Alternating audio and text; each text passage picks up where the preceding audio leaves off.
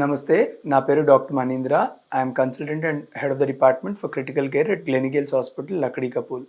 ఈ చైనాలో ఉన్న మహమ్మారి హ్యూమన్ మెటా న్యూమో వైరస్ గురించి ఇవాళ మనం తెలుసుకుందాం. హ్యూమన్ మెటా న్యూమో వైరస్ అనేది ఒక కొత్త స్ట్రెయిన్ కాదు. ఇది ఎన్నో రోజుల నుంచి తెలిసిన వైరసే. ముందు కూడా హ్యూమన్ మెటా న్యూమో వైరస్ అనేది ఫ్లూ లాగా చాలాసార్లు ప్రజెంట్ చేసింది. సో ఈసారి ఆల్రెడీ హైదరాబాద్లో మేము హ్యూమన్ మెటా న్యూమో వైరస్ ముందు చూసాము. యూజువల్గా మనకి నార్మల్గా ఫ్లూ ఉంటే ఎలాగా దగ్గు, జలుబు, గొంతు నొప్పి ఉంటుందో హ్యూమన్ మెటా న్యూమో వైరస్లో కూడా అవే రకమైన సిమ్టమ్స్ ఉంటాయి. అనగా దగ్గు, జలుబు, గొంతు నొప్పి, తలనొప్పి, ఒళ్ళు నొప్పులు. సో ఇవి చాలా కామన్గా చూస్తాము. కొంచెం మందిలో ముక్కు దిబ్బడ, రన్నింగ్ నోస్ ఇది కూడా చూస్తున్నాము. సో ఫ్లూ ఆల్మోస్ట్ గత రెండున్నర నెలల నుంచి చాలామంది పేషెంట్స్లో రోజు చూస్తున్నాము. సో అడ్వాంటేజ్ అనగా మనకు ఒక పాజిటివ్ థింగ్ ఏంటి అంటే 80 to 90% ఆఫ్ ద పేషెంట్స్ ఎటువంటి హాస్పిటల్ అడ్మిషన్స్ అట్లా ఏం అవసరం పడకుండానే నయమవుతున్నారు. దీనికి స్పెసిఫిక్ ట్రీట్మెంట్ అంటూ ఏమీ లేదు. ఓన్లీ సపోర్టివ్ ట్రీట్మెంట్ అనగా జ్వరం వస్తే పారాసెటమాల్ వేసుకోవడము, వాటర్ మంచిగా తాగడము, మంచి న్యూట్రిషియస్ ఫుడ్ తినడము, ఇవి దీనికి ట్రీట్మెంటు.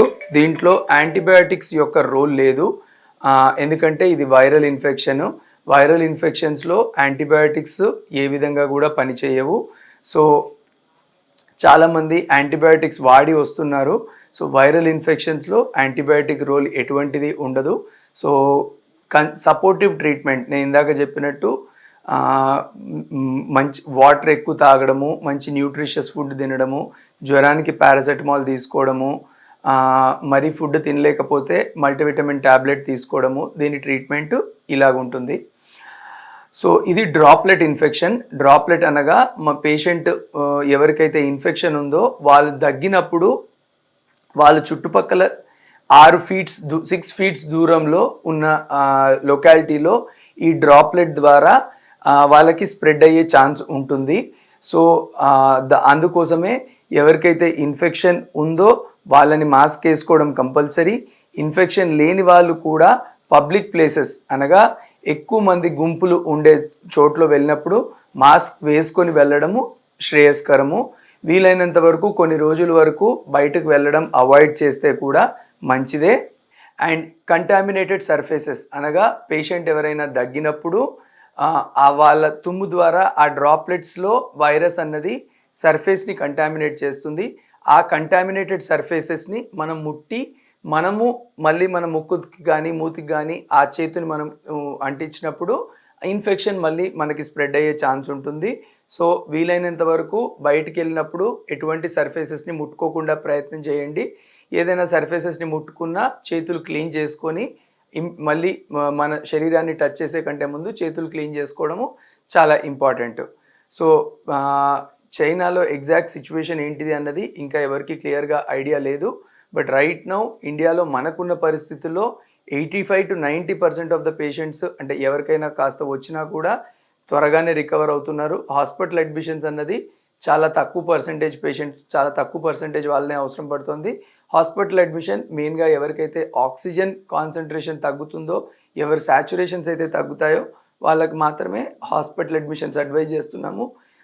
ఇంకా దీనికి ఎటువంటి యాంటీవైరల్ ట్యాబ్లెట్స్ అయితే రాలేదు. సో ఫ్యూచర్ ఎగ్జాక్ట్లీ ఎలా ఉంటుందో మనకు తెలీదు. So prevention is better than cure అన్నారు. సో ముందు జాగ్రత్తగా మన చర్యలు తీసుకోవడము శ్రేయస్కరము.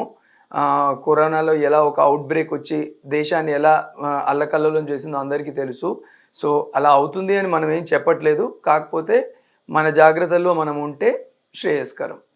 సో దీంట్లో ఇంకొకటి ఏంటి అంటే మనకి హై రిస్క్ పాపులేషన్ ఎవరు అన్నది తెలుసుకోవడం వెరీ ఇంపార్టెంట్.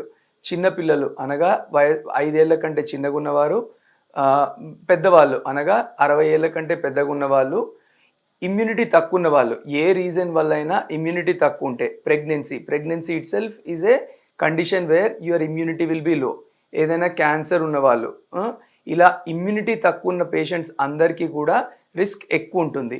ఎందుకు? వైరల్ ఇన్ఫెక్షన్ అన్నది ఇమ్యూనిటీ తక్కువ ఉన్న వాళ్ళల్లో ఎక్కువ సివియారిటీతో వస్తుంది. సో అందుకనే ఇమ్యూనిటీ తక్కువ ఉన్న వాళ్ళల్లో మనము ఇంకా ఎక్కువ జాగ్రత్తలు తీసుకోవాలి.